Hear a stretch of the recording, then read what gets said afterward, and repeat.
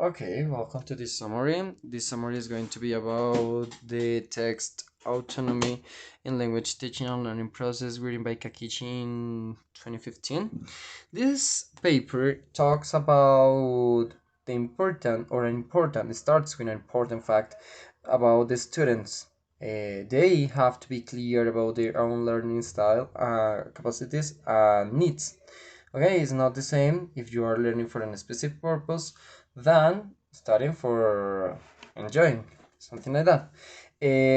This author quotes to Fenner and Navy, and they claimed that each individual is a known world and just have one the possibility to work on construct it. Okay, each person has the possibility to do this.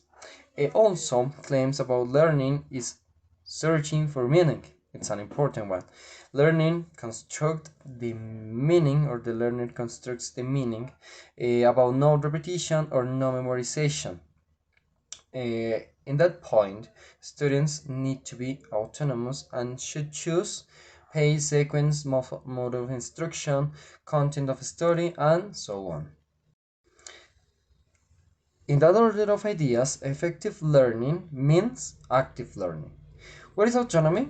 Okay, Benson and Voller mentioned that there are some situations, for example, five situations in which learners study entirely by their own, an inborn capacity which is suppressed by institutional education. The third one is a set of skills which can be learned and applied in self direction. The fourth one is the right of learners to determine the direction of their own learning as well. And the last one is the exercise of learning responsibility for their own learning. In brief, all these means that you need to be a clear person and you need to be immersed or get immersed in your own development, in your own process in learning. It's mandatory to an autonomous person or an autonomous learner to be in that way. Some situations, okay, according to this little description about autonomy. Also, in this paper talks about development of autonomy. We need teachers such as a helper or to develop students' ability or to promote to use language in real and unpredictable situations. No standardization, because you know that when you speak, you need to know about possible situations, maybe no fixed situations, because it in that way doesn't work the language. It's free. You need to be free about this. Another role of the teacher is to help to motivate, get confidence to the knowledge, and improve skills that the learner has or needs to work, something like that. Okay, in this image, or in this little background on this map, you are going to see what is a kind of road or path or route in order to get autonomy in a person or in a learner, okay, and how the teacher works in that way. For example, communication strategies, learning strategies, independent work, creation of personal learning context, expression of personal meanings, linguistic creativity, something like that, okay? And the main character or the main feature is motivation, confidence, knowledge, and skills, as I said to you before. Now we're going to talk about quickly about characteristic of an autonomous learner.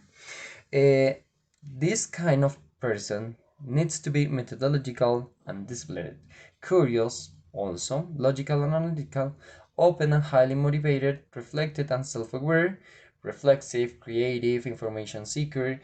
All these work in the same way.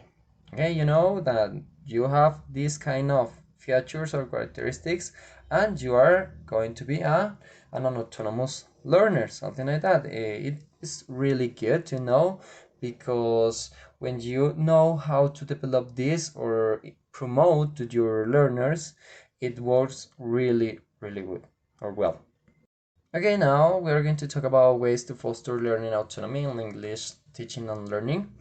Of course, there are 5 steps or concepts about this. Some of them are ways to use in the teaching labor, teaching learning strategies. You need to get immerse the students or get deeper or go deeper with your student or learner and teach how this kind of learning strategies can be useful. Using collaborative learning, okay, in a group, in pairs, in groups of 3, something like that. For example, if you need to work about reading text or speech, you can make groups of people and in order to get better and promote speaking, promote writing, using different kind of useful topics, real topics, and how they can mix their knowledge and put in that way, something like that. Also, we need to check about self-reports because it really helps to the student to check what about their progress. Okay, in step 1, maybe common mistakes, in the next one, better results, and in that way, so on, something like that. We have also, there is an evaluation. Okay, evaluation is an important part of this method or in this autonomy promoting, something like that, but you need to know how it works and show to learners that failures or shortcomings can be ascribed to a lack of effective strategy rather than to lack of potential. Everyone have potential.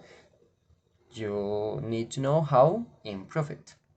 And last one is the creation of a portfolio that it works very well. Try to take notes about your process, okay, something like that, in order to get motivated and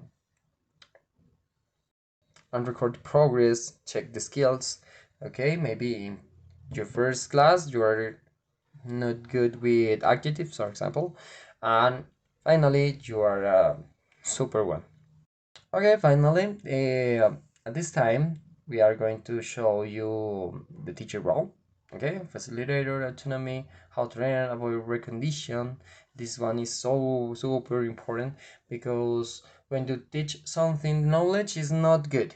You need to know how to develop to the learner how discover new things. Okay, interpretative process, something like that, and teachers such as catalyst, discussion, consultant, observers, analysts, among others, maybe other kind of teacher roles, but in general terms it is.